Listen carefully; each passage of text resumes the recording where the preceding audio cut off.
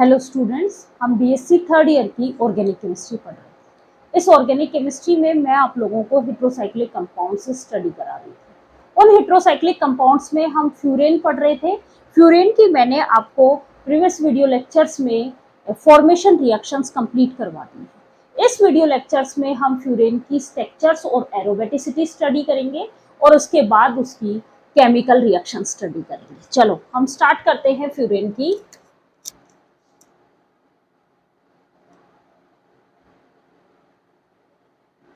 Structure and aromaticity.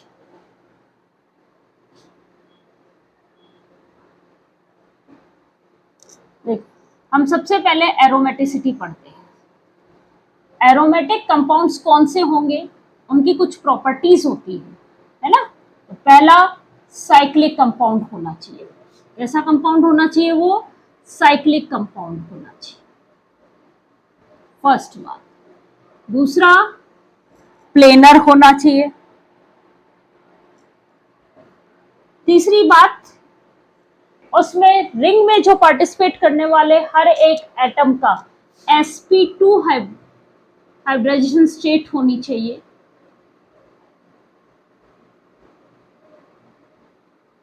Hybridisation state होनी चाहिए। चौथी बात, कॉन्जुगेटेड डबल बॉन्ड होने चाहिए या कॉन्जुगेशन प्रेजेंट होना चाहिए। और पांचवी बात, उसमें जो पाई इलेक्ट्रॉन सिस्टम है वो हक्कल रूल को फॉलो करे। Means 4n+2 pi electron system क्या कहलाएगा, एरोमेटिक कंपाउंड्स कहलाएंगे। और 4n पाई इलेक्ट्रॉन सिस्टम क्या कहलाते हैं, anti aromatic compounds. Clear.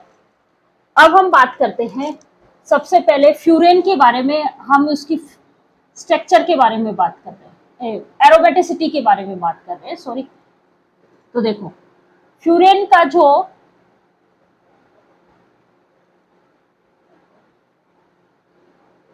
Structure है वो साइक्लिक है। मींस फ्यूरेन कैसा है, साइक्लिक कंपाउंड है। दिख रहा है हमें, फर्स्ट फुलफिल हो गई।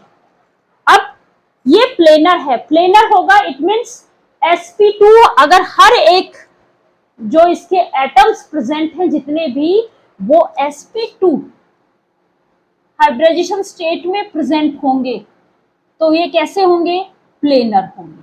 क्योंकि sp2 हाइब्रिडाइजेशन स्टेट वाले हाइब्रिडाइजेशन में आप स्ट्रक्चर्स को कैसा बताते हो, प्लेनर। तो sp2 अगर हाइब्रिडाइजेशन स्टेट होगी तो कंपाउंड कैसा होगा, प्लेनर। ये वाली भी फुलफिल कर रही है। और यहाँ पे चारों कार्बन, 4 कार्बन प्लस में 1 ऑक्सीजन, इन पांचों की sp2 हाइब्रिडाइजेशन स्टेट है।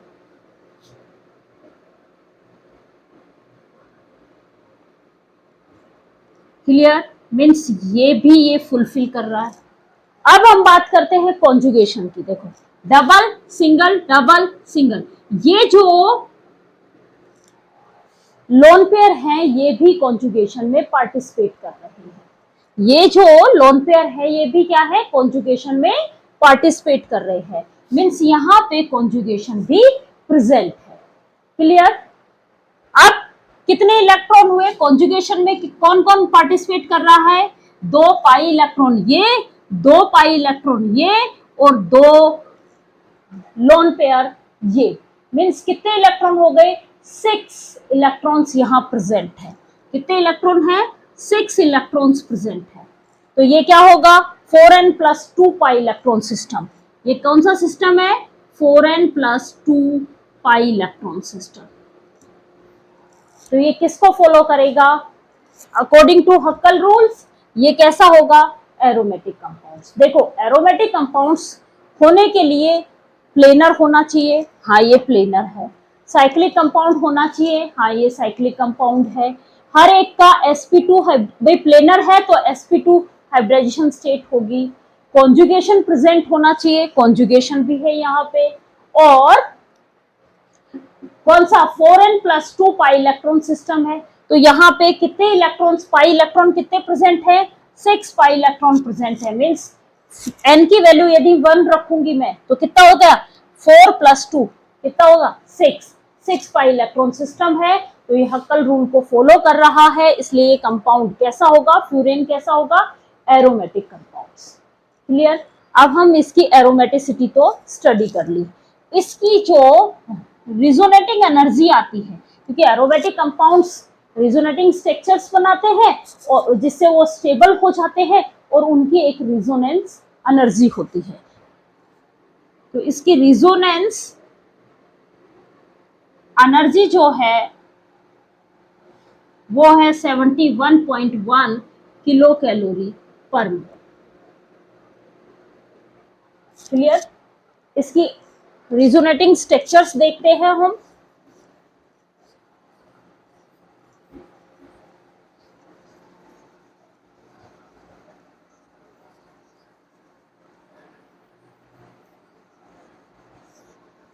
resonating structures,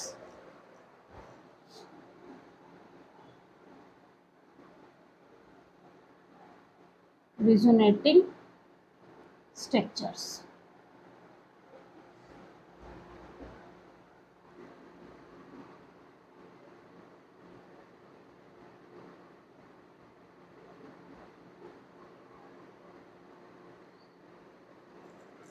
क्या होगा, ये पाई इलेक्ट्रॉन यहाँ ट्रांसफर बॉन्डिंग में पार्टिसिपेट कर रहे हैं और ये लोन पेयर, तो ऑक्सीजन के लोन पेयर बॉन्ड बनाने में पार्टिसिपेट करेंगे और ये इलेक्ट्रॉन्स यहाँ चले जाएंगे। तो इस कार्बन पे तो नेगेटिव चार्ज आ गया और इस ऑक्सीजन पे पॉजिटिव चार्ज आ गया।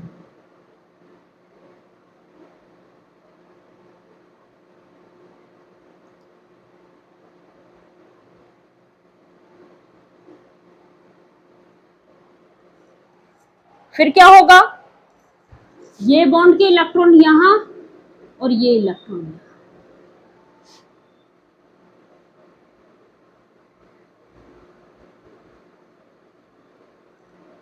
इस पे पॉजिटिव चार्ज,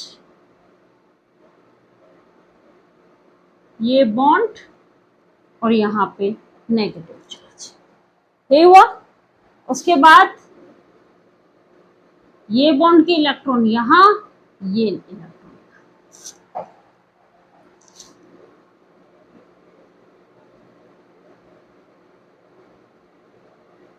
ये एक लोन पेयर तो है इस पे, ये बॉन्ड, ये नेगेटिव, ये बॉन्ड के इलेक्ट्रॉन यहां, ये इलेक्ट्रॉन यहां। उसके बाद क्या होगा, ये बॉन्ड के इलेक्ट्रॉन ये और ये यहां।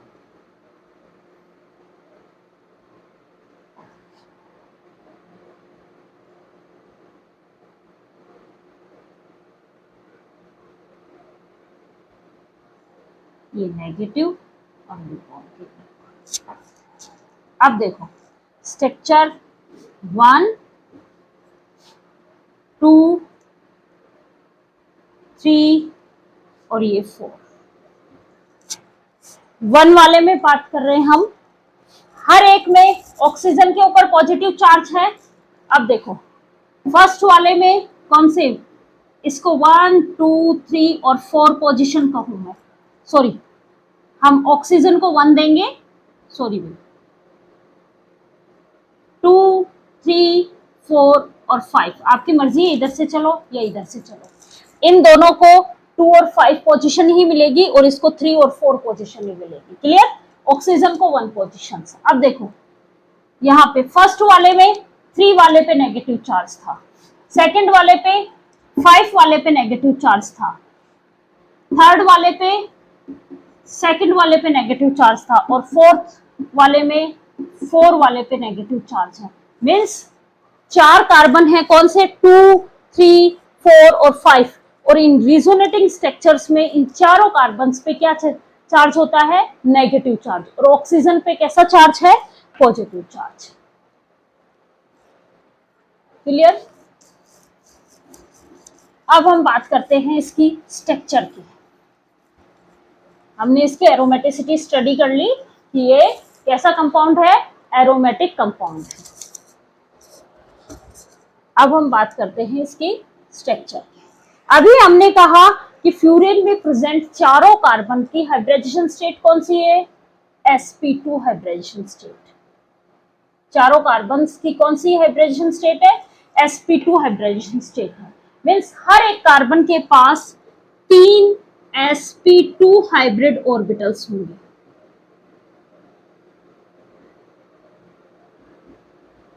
और एक अनहाइब्रिड pz ऑर्बिटल होगा।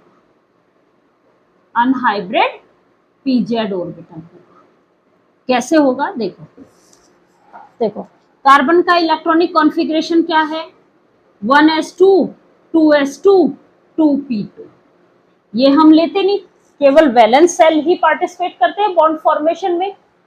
अब देखो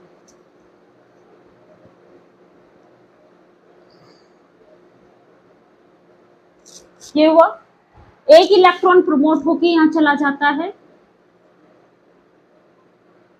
3 ही बॉन्ड बनाने हैं, इसलिए ये sp2, एक s का और 2 p के ऑर्बिटल्स आपस में मिलके 3 sp2 हाइब्रिड ऑर्बिटल्स का फॉर्मेशन करते हैं। और एक इसके पास अनहाइब्रिड ऑर्बिटल होता है जिसके पास एक अनपेयर्ड इलेक्ट्रॉन प्रेजेंट होता है। क्लियर? ऐसे ही चारों कार्बन्स के पास होगा।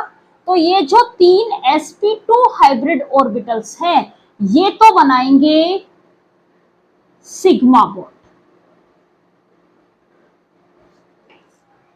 और जो अनहाइब्रिड pz ऑर्बिटल है ये बनाएगा पाई बॉन्ड। क्लियर? ये जो pz अनहाइब्रिड ऑर्बिटल है ये प्लेन के परपेंडिकुलर होगा, और ये तीनों sp2 हाइब्रिड ऑर्बिटल्स हैं ये इन प्लेन होंगे। ये एक प्लेन के अंदर प्रेजेंट होंगे और उस प्लेन के परपेंडिकुलर हर एक के पास एक अनहाइब्रिड pz ऑर्बिटल होगा। क्लियर? देखो अब कैसे, ये कार्बन की बात समझ में आई। अब हम बात कर रहे हैं यहाँ पे एक ऑक्सीजन है। क्लियर? ऑक्सीजन की इलेक्ट्रॉनिक कॉन्फ़िगरेशन होता है 1s2 2s2 2p4। क्लियर? अब देखो इसका हमें कोई लेना देना नहीं, हम इसकी बात कर रहे हैं। 2 1 2 3 और 4, ये एक इलेक्ट्रॉन ट्रांसफर हो जाता है यहाँ पे, और ये क्या बना लेता है? ये एक इलेक्ट्रॉन ट्रांसफर भी मत करो चाहे, ये एक s और 2 p, कौन से वाले? ये इस इलेक्ट्रॉन को मैं यहां दिखा देती हूं, ये वाले। ये क्या बनाएंगे? 3 sp2 हाइब्रिड ऑर्बिटल्स बनाएंगे। अभी क्वेश्चन आएगा आपके दिमाग में कि मैम ने यहाँ तो सब में अनपेयर्ड इलेक्ट्रॉन, क्योंकि हमें पता है कि सिग्मा जो बॉन्ड बनता है उसमें एक एक इलेक्ट्रॉन ही होना चाहिए, एक तो दूसरे एटम से आएगा। क्लियर? सिग्मा बॉन्ड जो है वो एक कोवलेंट बॉन्ड है और उनकी शेयरिंग भी 1-1 इलेक्ट्रॉन्स की तरह ही होती है। यहाँ तो मैम ने यहाँ पे 2 बना दिए। देखो बेटा, ऑक्सीजन के पास जो है वो 2 लोन पेयर प्रेजेंट है ना। एक जो लोन पेयर प्रेजेंट है वो तो अनहाइब्रिड ऑर्बिटल में है जो कॉन्जुगेशन में पार्टिसिपेट कर रहा है, और एक जो लोन पेयर प्रेजेंट है वो हाइब्रिड ऑर्बिटल में है। तो देखो sp2 जो 3 बनेंगे उसमें 2 तो एक एक इलेक्ट्रॉन है जो 2 सिग्मा बॉन्ड फॉर्म करेंगे। क्लियर? और एक sp2 ऑर्बिटल्स में लोन पेयर प्रेजेंट रहेगा, और एक लोन पेयर जो है वो अनहाइब्रिड ऑर्बिटल में प्रेजेंट रहेगा, अनहाइब्रिड pz ऑर्बिटल में प्रेजेंट रहेगा। ये क्या करेगा? ये कॉन्जुगेशन में पार्टिसिपेट करेगा।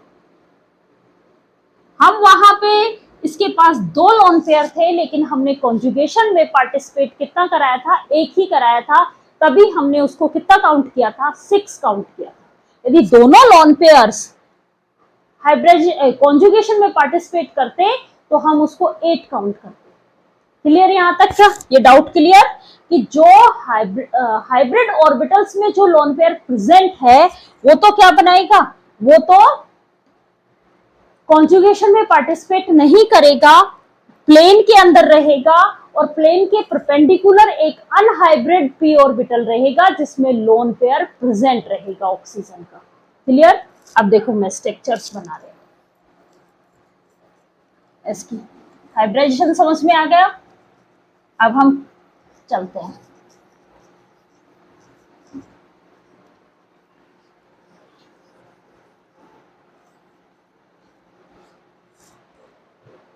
देखो ये कार्बन के पास कितने हाइब्रिड ऑर्बिटल्स होंगे? 3 हाइब्रिड ऑर्बिटल्स। किसमें होंगे? प्लेन में। क्या बनाएंगे? सिग्मा बॉन्ड का फॉर्मेशन करेंगे। एक ये रहा, एक ये रहा और एक ये रहा। ये हाइड्रोजन के साथ सिग्मा बॉन्ड बनाएगा, हाइड्रोजन के 1s ऑर्बिटल के साथ ओवरलैपिंग करके ये सिग्मा बॉन्ड फॉर्म हो गया। ठीक है? ये दूसरे कार्बन के sp2 हाइब्रिड ऑर्बिटल के साथ ओवरलैपिंग करके, मींस ये जो बना ये sp2 हाइब्रिड और ऑर्बिटल्स की ओवरलैपिंग से बना है। क्लियर? और ये भी sp2 हाइब्रिड ऑर्बिटल्स की ओवरलैपिंग से बना है। ये रहा एक हाइड्रोजन, ये sp2 कार्बन का और s हाइड्रोजन की ओवरलैपिंग से फॉर्म हुआ है। ये रहा, ये sp2 हाइब्रिड ऑर्बिटल से बना है। अब इसका एक sp2 ऑक्सीजन के एक sp2 हाइब्रिड ऑर्बिटल्स के साथ ओवरलैपिंग करेगा जिसमें अनपेयर्ड इलेक्ट्रॉन्स थे। इस कार्बन का एक sp2 ऑक्सीजन के एक sp2 से ओवरलैपिंग करेगा और सिग्मा बॉन्ड का फॉर्मेशन करेगा जिसमें क्या था? अनहाइब्रिड ऑर्बिटल्स, सॉरी, जिसमें क्या था? एक अनपेयर्ड इलेक्ट्रॉन्स प्रेजेंट था। क्लियर? ये सिग्मा बॉन्ड बन गए। अब इस ऑक्सीजन के कितने हो गए? 1 और 2। अब इस ऑक्सीजन का एक sp2 हाइब्रिड ऑर्बिटल है जो कैसा होगा? प्लेन के अंदर ही प्रेजेंट रहेगा, जिसमें क्या होंगे? लोन पेयर प्रेजेंट होंगे।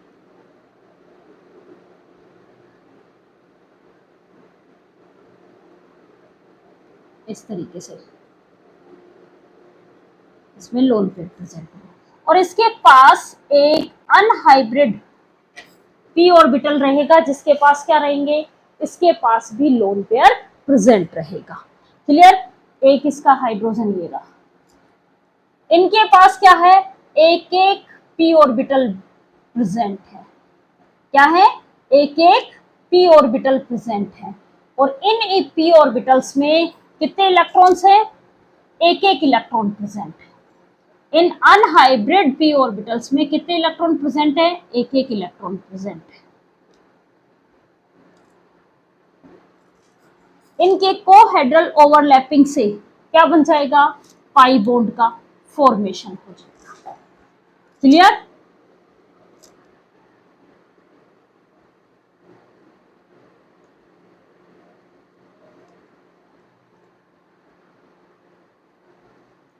इस तरीके से रिंग के ऊपर और रिंग के नीचे,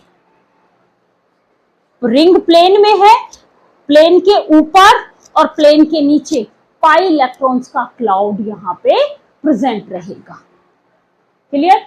ये थी इसकी स्ट्रक्चर, किस तरीके से बनाते हैं। अब हम नेक्स्ट वीडियो लेक्चर्स में इस फ्यूरेन की केमिकल रिएक्शंस स्टडी करेंगे।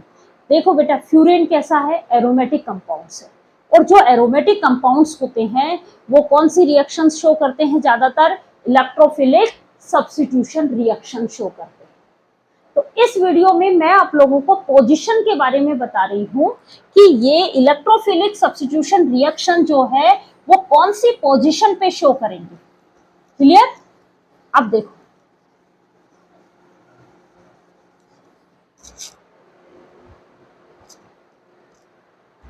हम केमिकल रिएक्शन के बारे में स्टडी कर रहे हैं फ्यूरेन की।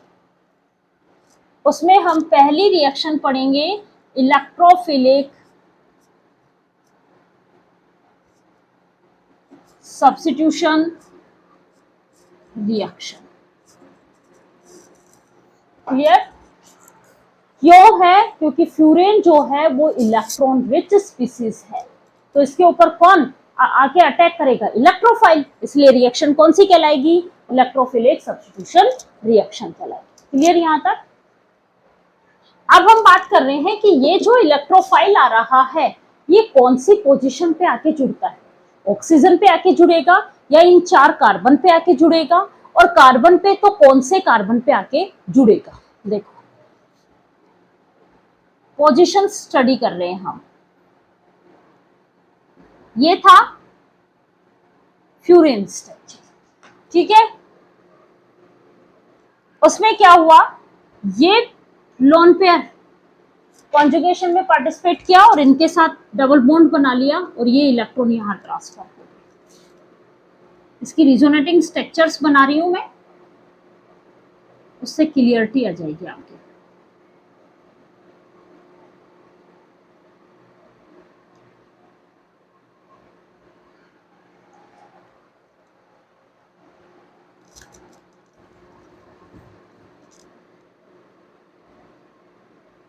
अभी हमने पढ़ा था हर एक कार्बन एटम पे क्या था?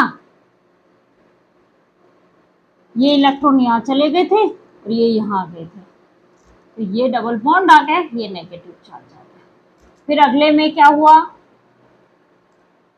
ये यहां चले गए, ये यहां आ गए।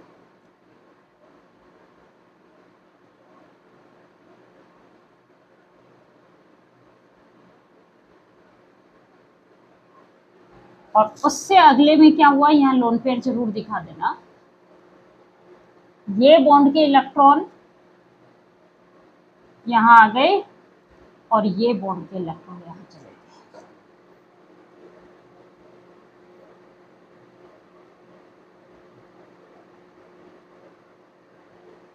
सॉरी, ये बने। अब देखो यहां पे आपके इलेक्ट्रोफाइल सेंटर कौन कौन बन रहा है? अगर मैं ऑक्सीजन को 1 नंबर दूं, 2, 3, 4 और 5, तो कौन कौन बन रहा है?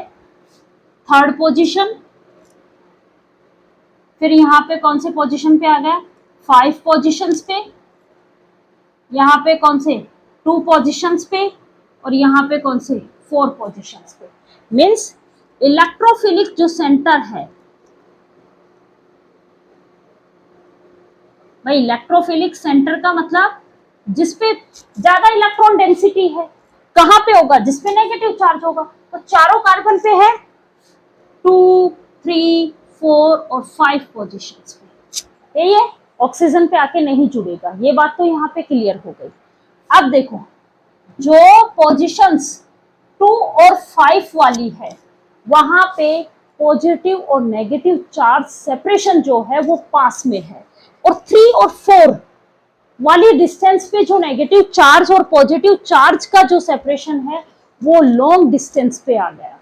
जब लॉन्ग डिस्टेंस पे आता है अनस्टेबिलिटी आ जाती है, कम स्टेबल होता है। तो हम कह सकते हैं कि जो सेंटर 2 और 5 के ऊपर जो नेगेटिव चार्ज आ रहा है वो स्पीसीज कैसी होंगी? मोर स्टेबल होंगी। ये भी मोर स्टेबल, सॉरी इसमें तो 3rd पे ही आ रहा है, कौन से वाली? ये भी मोर स्टेबल और ये भी मोर स्टेबल। किसके कंपैरिजन में? इन 2 के कंपैरिजन में। इसका मतलब जो इंटरमीडिएट थोड़ी ज्यादा स्टेबल होता है अटैक भी वहीं पे होता है। इसका मतलब जो इलेक्ट्रॉन डेंसिटी जो आ रही है वो 2 और 5 वाली पोजीशंस पे ज्यादा आती है, तो इलेक्ट्रोफाइल जब भी अटैक करेगा हमारे 2nd और 5 पोजीशंस पे ही सब्स्टिट्यूशन होगा।